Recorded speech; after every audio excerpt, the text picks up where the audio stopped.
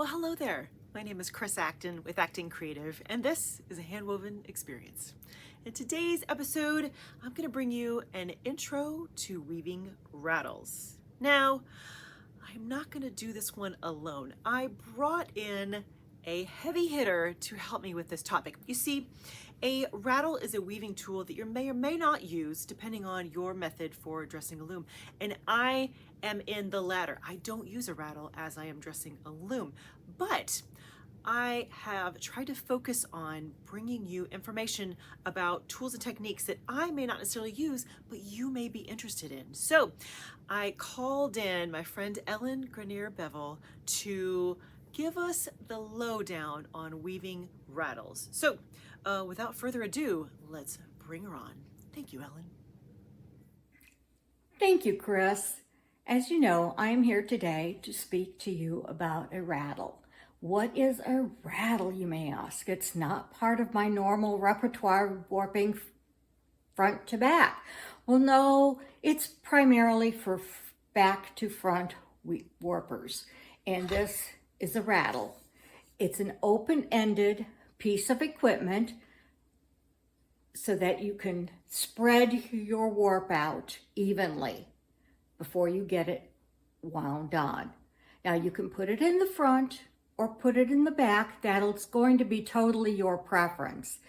But I prefer, and have been doing this for years, to put it in the front of my loom so that all my warp threads can be stretched out in the proper width as I'm winding on. Now, you can get a rattle at any of your loom suppliers. They all sell them. They're configured in many different ways.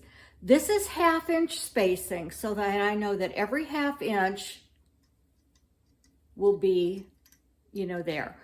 When I'm warping myself, I warp in 1 inch bouts, so I will put one in every other slot. So that is what I do. Now you can secure it to your loom in whatever way works best for you, but I have it already on my leaf sticks and on my back thread beam. It sits in my reed holder, and I attach it with rubber bands, even though it's got its groove, just to hold it more securely. Now, I said, when I wind my warp, I do it in 1 inch bouts. This happens to be a pre-wound, dyed warp that I purchased. And I've had it since 2016, so you know what kind of stash I've got. And it is done, the rattle cross is done in 1/2 inch increments. And on my loom, you can see the white strip here is a measuring tape that I got with a center mark. So I know how wide on each side from the center mark I want it. I want to be a 10 inch wide warp. So from the center mark, I will put it in the 5 inch slot. Now this is done in 1/2 inch. Now I'm putting one bout into, excuse my reach, each slot. As I said, this is done in 1/2 inch. And I will continue that all the way across.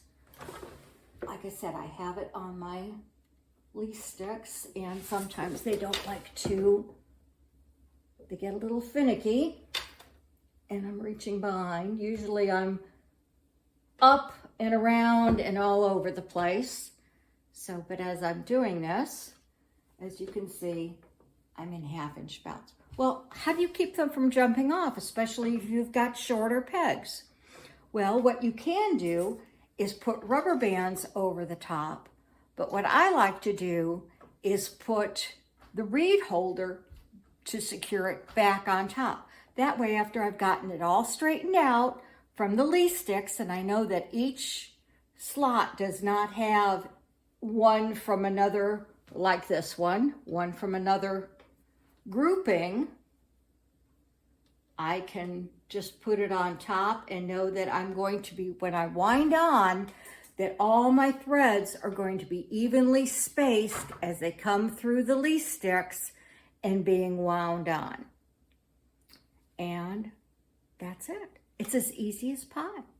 From here, after it's wound on, I will thread, I will put it through the reed, tie on, and begin weaving. So I hope you have enjoyed this little episode, and Chris, I send it back to you. Ooh, wasn't that great? She's so knowledgeable, and I knew she was the perfect girl to bring in to the conversation about weaving rattles. Now, just to add to the information that she shared with us, I want to make a note that Ellen's rattle was handmade. She actually made that herself. And that's a nice thing to note, that it is a tool that you could easily make. If you are a handy kind of sort, it is not that hard to make a rattle for yourself. However, if you are like me and wouldn't ever dream of making your own tools, when you go to shop for a rattle, you simply need to look for the right length that's going to fit your loom, and then the spacing that you want for your rattle. And in Ellen's case, you saw how she attaches it to the front of her loom, which is fascinating. It's such an interesting way to do the back to front method of dressing your loom. However, in a lot of cases, you may be using a rattle at the back of the loom. And in that case, all you need are a set of some clamps, some C-clamps to hold it in place. So the same method applies, just a different location at your loom. So I hope that was really helpful. If you are new to all of the weaving process and you're like, what is this thing they talk about? It's called a rattle. Hope that helped give you a good idea of what it is and how it can help in your process. So special thank you to Ellen for being our guest instructor today. She's just awesome. All right, friends, let me know in the comments, do you use a rattle?